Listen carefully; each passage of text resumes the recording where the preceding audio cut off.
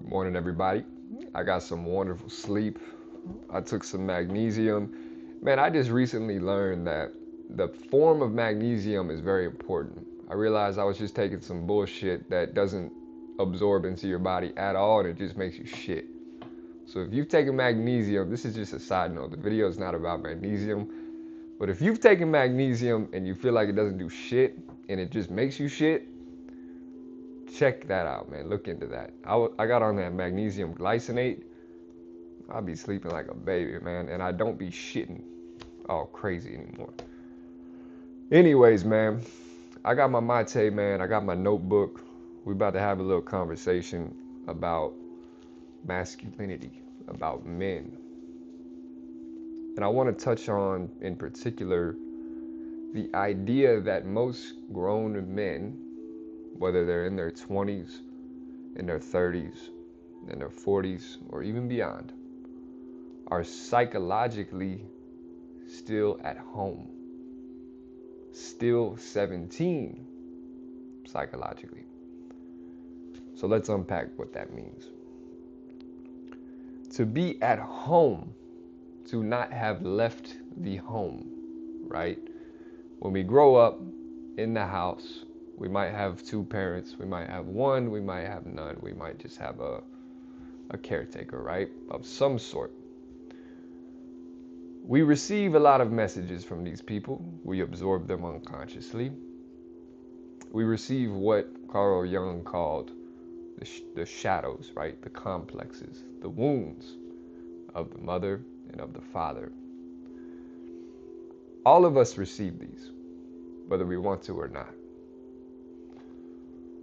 And what Jung stated was that if we do not become conscious of these wounds, complexes, and shadows, we will essentially be unconsciously governed by them our entire lives, right? So what I mean when I say most men, regardless of their age, are psychologically still in their adolescence, I'm not saying that men are just out here being fucking idiots and immature and whatever, although in some cases that may be true. I'm saying for most of us, we just haven't become conscious of these wounds, of these complexes, right? And so I believe that the antidote to still being at home psychologically, right? If you're listening to this and you go, okay, I feel something here that kind of resonates. What can I do? I believe that a man must go on his journey to break the shackles of these complexes. And it doesn't necessarily have to be a physical journey. I do believe, though, that a physical journey makes it a lot easier, right? A physical journey automatically kind of makes it happen. You know what I mean? So in the old days, right, in the primal days, in the tribe days, in the early days, right, we had what was called the rite of passage. This was a ritual, right, where young boys were put through these rituals by the elders of the tribe to pass them from boyhood to manhood, right? There were physical aspects. Sometimes they would draw blood. Sometimes they would eat the blood of the rest of the tribe. There were very spiritual aspects as well. So we had this clear mark. I was a boy, now I'm a man. Now it's different.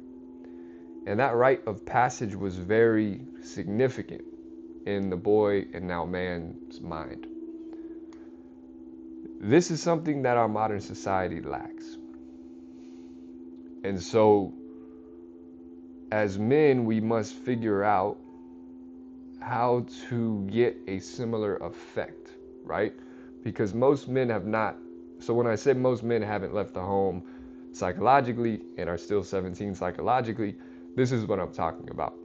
Most men simply physically aged from boy to man.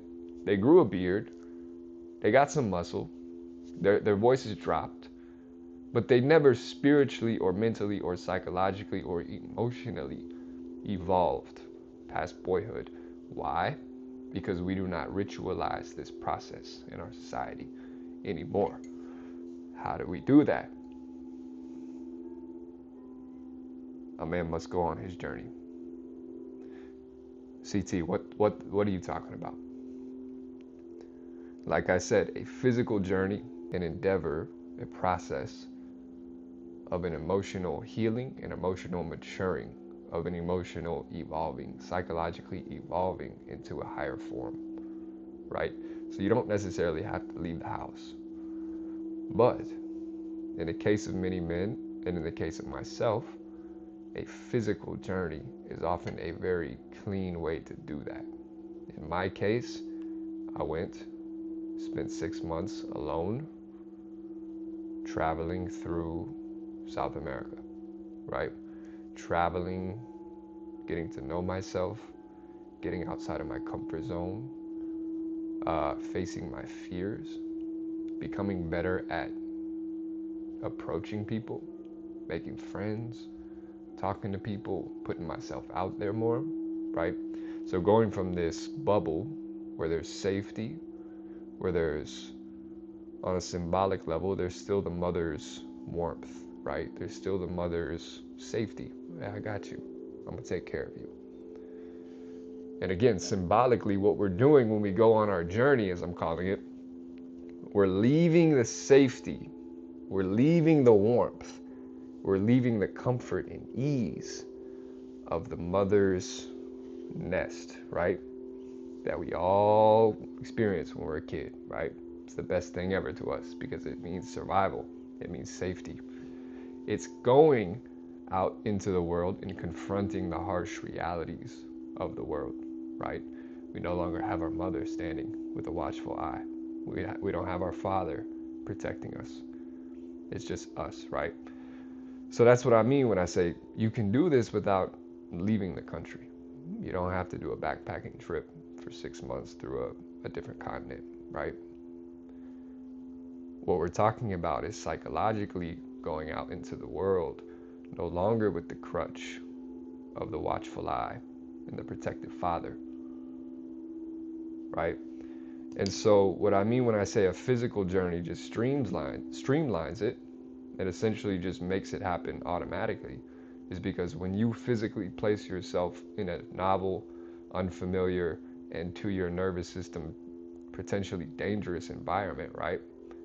I don't know any of these people. I don't necessarily speak the language. I'm by myself. I don't have a crutch with me. That just automatically almost guarantees that you go on the psychological journey necessary to transition from boyhood to manhood, right? And so we see this across society, right? Once you go on your journey, you will immediately be able to tell in other men who has and who has not.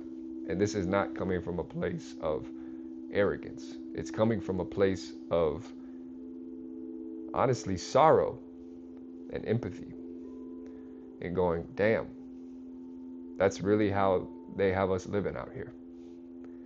That's really how they have 95% of men living.